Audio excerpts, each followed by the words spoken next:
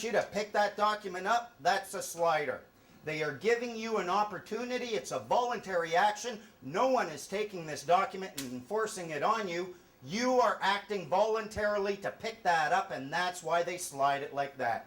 You go ahead and touch it if you want. You have the right to pick this up and look at it and flip it over. Say, no, I don't want this. Put it back down, slide it right back to them.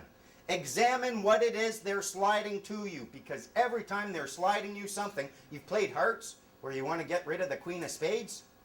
That's what they're trying to do. They're trying to get you with the Queen of Spades. Flip it over, look at it, say, no, I don't want it, slide it right back to them. There's nothing they can do.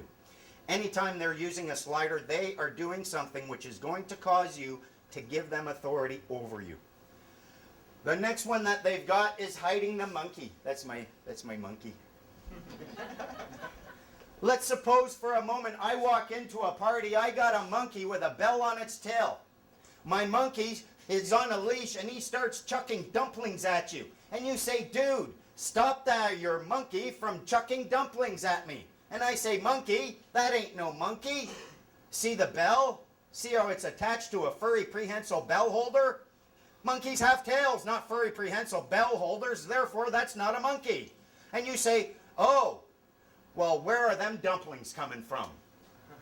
They will trick you into giving up your highest status, because the moment you hear that little bell on the monkey, you're looking the other way automatically. And you've got no complaints. If you ever end up in court and you try saying, Your Honor, I just didn't see the monkey, they're going to laugh at you. They're going to say, listen, Your Honor, it was on a leash, it was chucking dumplings, and I put a bell on its tail. How could you not see the monkey? And you'll have no excuse. You'll have no excuse, because they have trained you like a Pavlovian dog.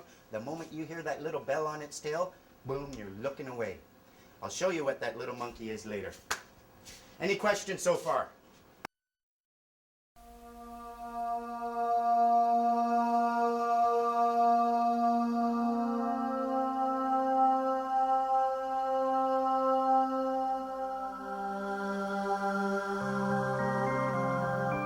There are 13 basic things that they don't really want you to know.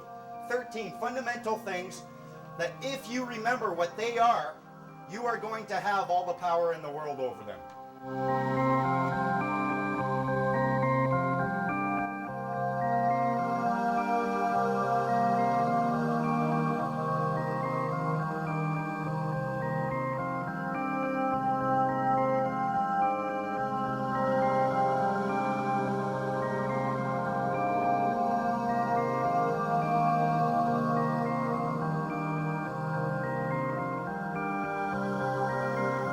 All of these things that I'm going to teach you, they're obvious. And the reason they have the power is because no one there can dispute it.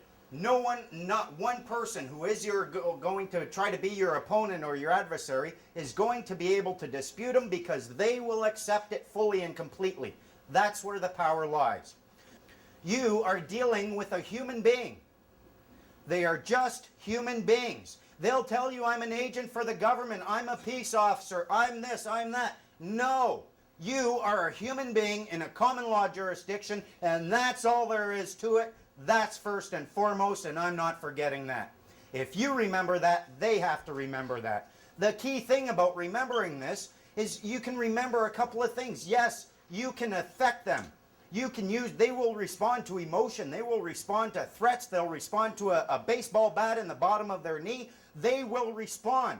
They will also respond to love, compassion, and truth. They are human beings, and if you treat them with the dignity that all human beings are worthy of, they will respond as a human being as well.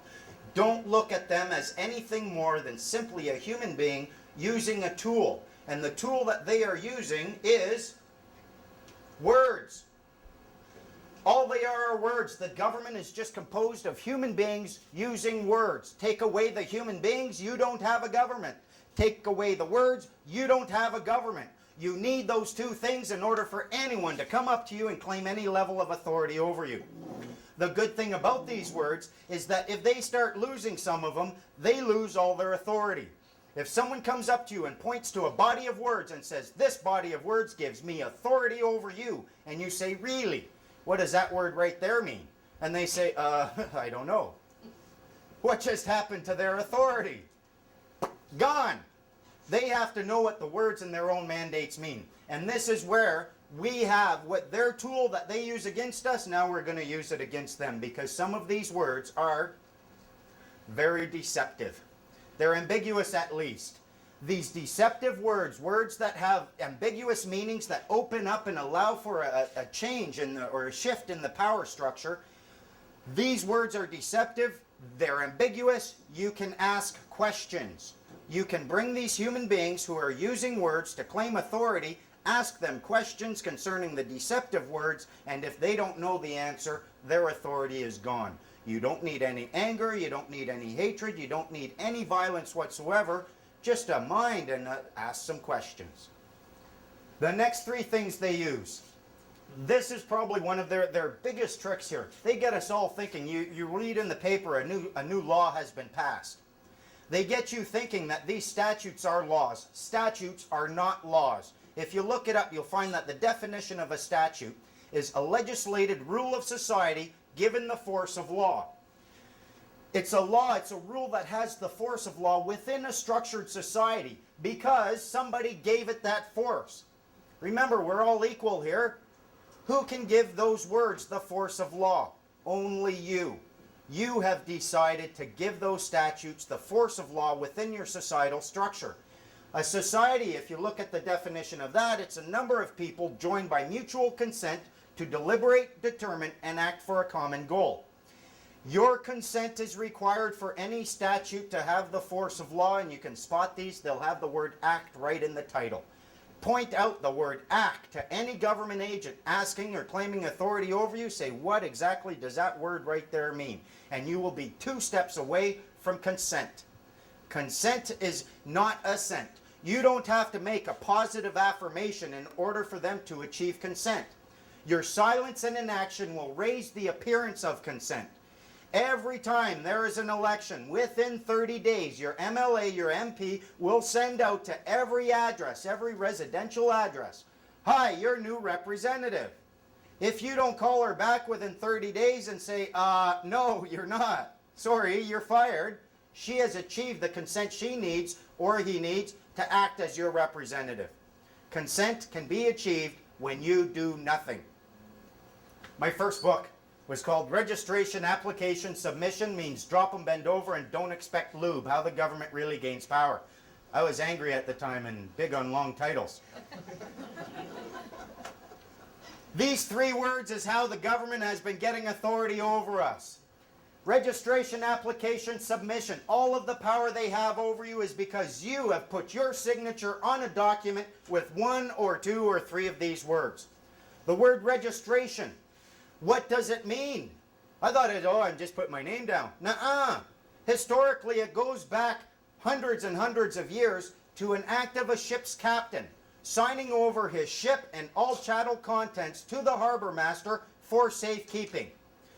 Chattel contents included the slaves, the condemned, those in debt, anything that could be party to a contract essentially was considered chattel property. Application. Oh, when I found this one out, I was like, oh my goodness, I'm telling. Application. Application means to beg. To beg, plead, petition, implore, entreat, or request. I was like, beg? I started looking at the assumptions. If you want to look at a word and figure out what this word, what effect this word is going to have on your life, you need more than just the definitions. You need to look at the assumptions that this definition rests upon, and then you need to look at the implications created. The assumptions created by begging. He who begs knows exactly what they're begging for. Well, mind you, one time in Toronto, I had a woman ask me, "Can I have anything?" But for the most part, someone's begging, they know exactly what they're begging for. They know exactly what they are willing to give up for it. They are acknowledging the authority to grant. Or if it doesn't exist, they're willing to create it through transference. If you beg me to take your shoe off and scratch your toe for you, maybe then I would have the authority to do that. Prior to you begging me to take your shoe off, I try touching your property, you can kick me in the teeth. We transfer authority if that authority doesn't already exist when we apply. And finally, because you are a human being and no one's ever obliged to beg, it's an entirely voluntary action. You can never claim, oh, they made me apply. No one has ever made you apply for anything. Submission.